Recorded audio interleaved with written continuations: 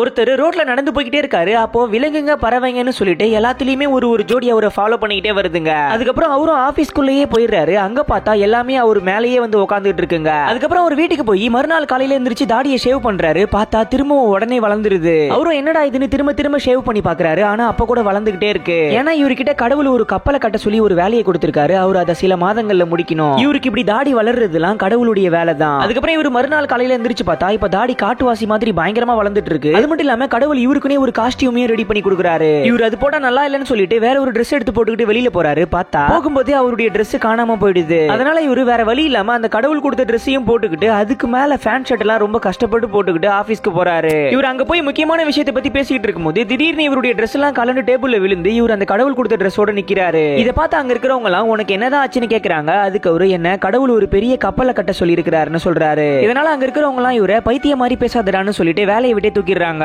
அது மட்டும் இல்லாம இத நியூஸ்ல பார்த்துட்டு இவருடைய வைஃப் குழந்தைங்க எல்லாம் கூட இவரை விட்டுட்டு போயிடுறாங்க. அதுக்கப்புறம் இவரு யாருடைய உதவியும் இல்லாம தனியால ரொம்ப கஷ்டப்பட்டு அந்த கப்பலை கட்டிக்கிட்டு இருக்காரு. அப்புறம் கொஞ்ச நாள் கழிச்சு அவருடைய வைஃபும் குழந்தைங்களும் திரும்ப வந்துடுறாங்க. வந்து பார்த்தா அந்த கப்பலை கட்டி முடிக்கிறதுக்கு இன்னும் கொஞ்ச நாள் தான் இருக்கு. அதனால சீக்கிரம் கட்டணும்னு சொல்லிட்டு அவருக்காக விலங்குங்க பறவைங்கன்னு சொல்லிட்டு உலகத்துல இருக்கிற எல்லா உயிரினங்களும் உதவி பண்ணுதுங்க. ஒரு வழியா அவரு அந்த கப்பலையும் எப்படியே முழுசா கட்டி முடிச்சிடுறாரு. முடிச்சதுக்கு அப்புறம் உலகத்துல இருக்கிற எல்லா உயிரினங்கள்ல இருந்தும் ஒரு ஒரு ஜோடி அந்த கப்பல்ல ஏறுதுங்க. அதுக்கப்புறம் அவரு எல்லா மக்கள் கிட்டயும் இன்னும் கொஞ்ச நேரத்துல வெள்ளம் வரப்போது எல்லாரும் ஓடி வந்து இந்த கப்பல்ல ஏறுங்கன்னு சொல்றாரு. ஆனா யாருமே அவர் சொல்றதை கேட்கவே மாட்டாங்க. அப்புறம் கொஞ்ச நேரத்திலேயே பார்த்தா மேகம் பயங்கரமா இருட்டிக்கிட்டு மழை பெய்ய ஆரம்பிக்குது. ஆனா அப்ப கூட யாருமே கப்பல்ல ஏறாம ஓடி போய் அவங்கவங்க காருக்குள்ள உட்காந்துக்கிறாங்க. அதுக்கப்புறம் பார்த்தா அங்க ஒரு பெரிய டேம் இருக்கு. அந்த டேமே இப்ப உடையிற மாதிரி இருக்கு. இதை பார்த்த பிறகுதான் எல்லாருமே பயந்துகிட்டு இவர் சொன்னது உண்மைதான் சொல்லிட்டு கப்பலுக்கு ஓடி வராங்க. இப்ப அந்த டேம் மொத்தமா உடைஞ்சி பயங்கரமான வெள்ளம் வருது. கடைசியில இவங்க எல்லாரும் எப்படியோ அந்த கப்பல்ல ஏறி தப்பிச்சிடுறாங்க.